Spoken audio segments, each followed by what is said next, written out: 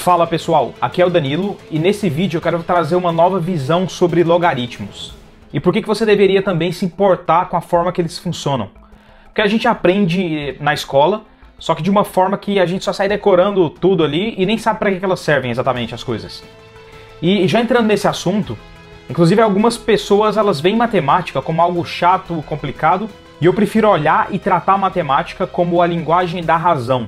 Qualquer pessoa com a mínima habilidade de pensamento lógico pode aprender, assim como qualquer outra linguagem. Então não pense que você nunca vai aprender matemática, pois essa atitude é a única coisa que vai te impedir de aprender. A matemática prepara o homem para a vida como nenhuma outra disciplina pode fazer. Ela é a ciência que fornece os melhores instrumentos para qualquer profissional a ser bem-sucedido na sua carreira. E tem uma frase atribuída a Napoleão Bonaparte que diz o seguinte: o progresso de um povo depende exclusivamente do desenvolvimento da matemática desse mesmo povo. A razão é simples, pois ela é a base de todas as ciências, de todas as artes que esse povo pode ter. Então vamos lá, logaritmos.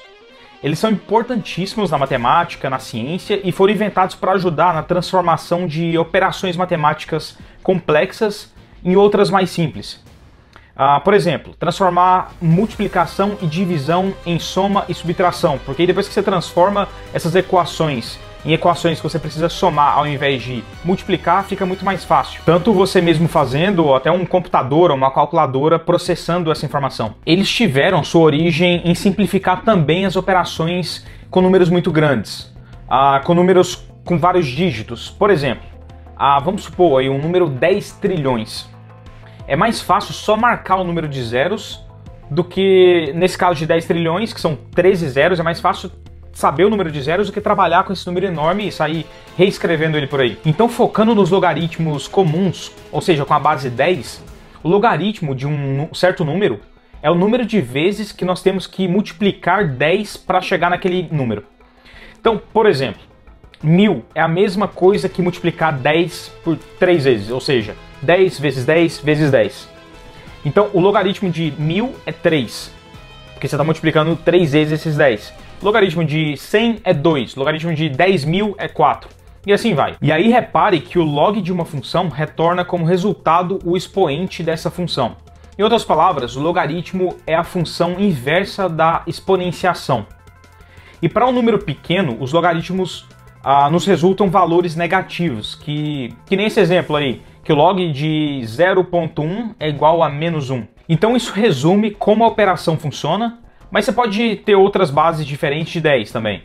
Eu vou deixar alguns links aí, se você quiser se aprofundar, eles vão ficar aí na descrição do vídeo. E como é que isso funciona na vida real? Que é o que importa aqui nesse vídeo. Além deles estarem para todo lado, é importante saber que o nosso cérebro não funciona de forma linear, ele não vê o mundo de forma linear. Um exemplo é que se você colocar uma quantidade de sal em um copo de água, ou colocar o dobro dessa quantidade de sal, o gosto não vai ser 2 vezes mais salgado. 2 lâmpadas com a mesma luminosidade acesas ao mesmo tempo não vão brilhar 2 vezes mais do que uma sozinha, já que os nossos olhos eles recebem luz de uma forma logarítmica e não de uma forma linear. E a mesma coisa para os ouvidos. E por esses motivos que a compressão de arquivos como MP3, que você conhece, JPG também, são feitas de forma logarítmica.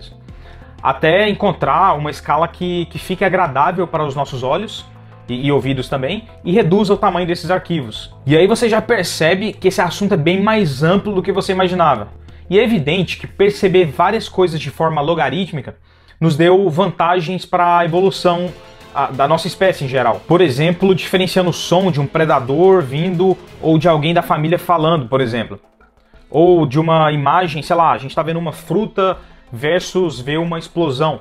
Essas coisas elas funcionam na nossa visão de forma logarítmica, no nosso ouvido de forma logarítmica. Porque se fosse de forma linear, a diferença entre um detalhe e outro seria muito mais perceptível, talvez. Não dá nem para saber como é que seria o mundo se a gente visse de forma linear. E alguns estudos psicológicos descobriram que crianças geralmente utilizam padrões logarítmicos quando estão estimando quantidades. Eu vou deixar eles na descrição aí. E aí, por exemplo, eles colocam 10, 100 e 1000 com distâncias similares entre eles. E se você colocar os três numa linha, a distância entre eles ficaria similar, o que chega próximo do logarítmico. Só que eles vão aprendendo, a partir do momento que eles vão aprendendo mais sobre matemática, mais eles vão fazendo isso de forma linear, que é a forma correta, mas é só para entender um pouco que a gente meio que nasce com essa tendência logarítmica. E outro exemplo é como nós reconhecemos espaços entre notas musicais e também como é que a gente mede volume de um som. Através da medida decibel, se você reparar bem, ela utiliza a escala logarítmica também, que faz muito mais sentido para ela. Linearmente viraria uma bagunça. E aí também tem a medida de pH, que nos diz o quão ácido ou básico uma solução tá, muito utilizada na química aí. E uma outra escala é a escala Richter, que é usada para medir força de terremotos. E aí um último exemplo é de como nós percebemos o tempo. E aí, certamente você deve se lembrar como é que o tempo passava mais devagar quando você era criança. E aí, o tempo foi passando e cada vez mais o tempo foi passando mais rápido. E hoje em dia parece que é super rápido e você nem vê passando, na verdade, e você fica até preocupado.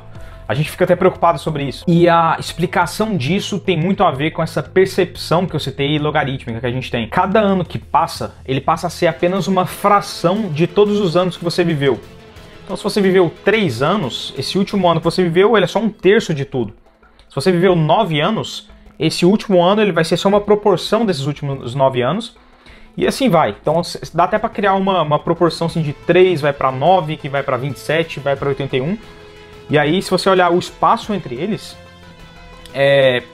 em uma escala logarítmica, é claro que você tem que mudar a base, ela passa a ser muito próxima, essa distância entre de 3 para 9 e de 9 para 27, 27 para 81. E é interessante como provavelmente nosso cérebro está protegendo a gente, porque a nossa memória não é infinita. E assim como nossa percepção ela é um pouco... ela aparenta ser alterada se a gente pensa linearmente, mas na verdade ela funciona de forma logarítmica, a nossa memória também provavelmente funciona assim.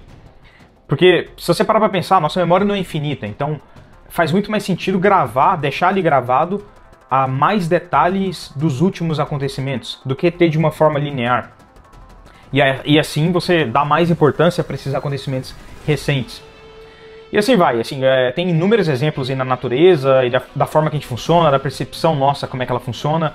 Se você for para a informática, em como a gente diminui o tamanho de arquivos, e assim vai, são vários exemplos. Espero que o vídeo tenha sido útil para você. Se inscreve aí no canal, se você já não é inscrito, e um abraço.